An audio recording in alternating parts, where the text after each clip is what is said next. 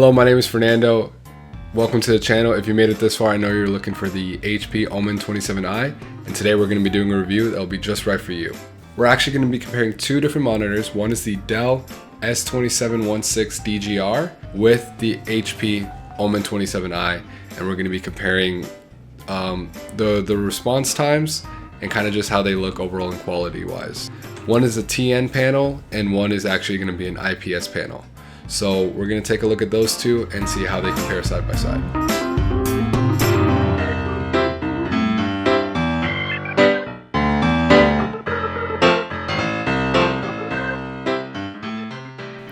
Alright, so now that we have the monitor set up, there's one thing that we need to keep in mind.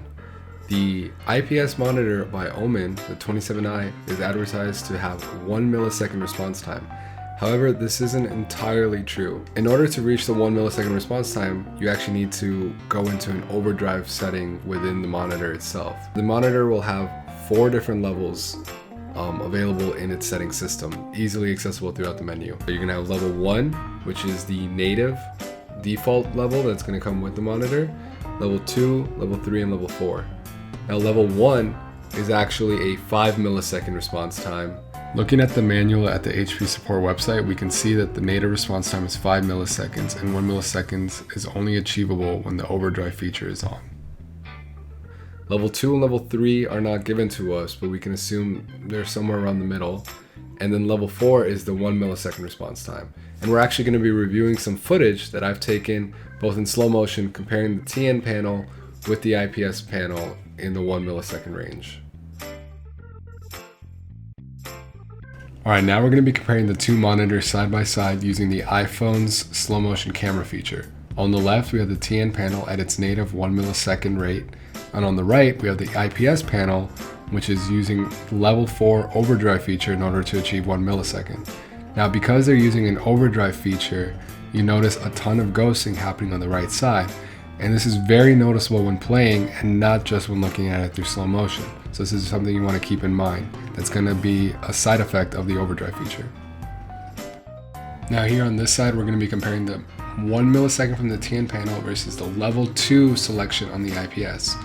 Now, as mentioned earlier, the levels go as level 4 being 1 millisecond and level 1 being 5 milliseconds natively.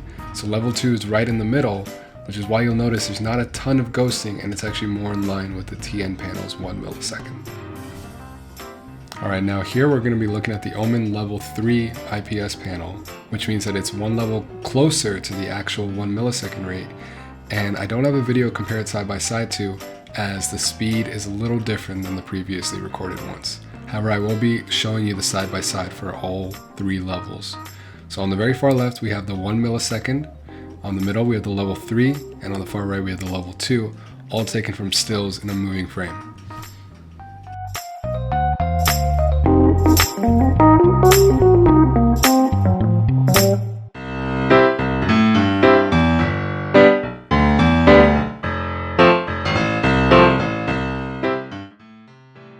Alright, so now that we have actually had the time to review the footage and to look over the images, we can go ahead and break it down a little bit more. Primarily, we noticed that at the 1 millisecond range, the IPS has a lot of ghosting, as mentioned earlier in the video.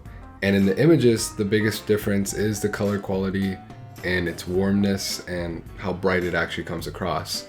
The actual brightness is about the same. However, you can look at the specifications right here, and pretty much everything else is the same, but when we look at the response rate, it's a pretty significant difference that we need to cut back to either level 3 or level 2 in order to get rid of that ghosting. I do think that the TN monitor is still better for gaming at that 1 millisecond response rate.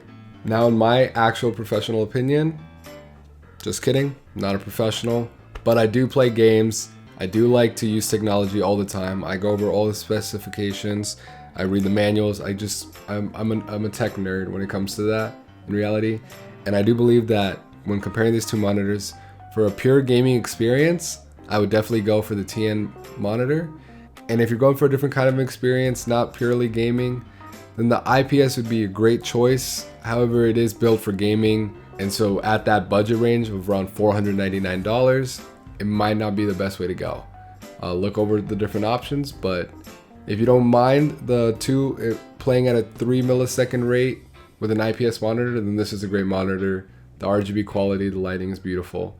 But if you want to go for that 1 millisecond, I do recommend the TN monitor. All right, so now that the video is over, I just want to take this moment to introduce myself. My name is Fernando. I just started a YouTube channel. As you can see, this is one of my very first videos posted. I would like to keep doing these reviews for you guys. I would like to check out new technology and look it over. I can't always purchase it right away, but whatever I can do, I will do for you guys. And if you would like to get to know me a little better, I do have a Twitch channel, and I do like to play games with my viewers, try out some new games, and kind of just mess around and have a good time. It's like problem sheet.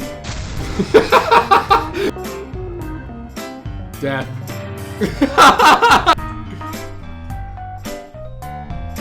Don't do it, bro. Don't do it. Also, if you like the video and you want to support the channel, please hit that like button, please hit the subscribe button, and I'll be posting more videos. Thank you again so much. Everyone have a great night. I love you all.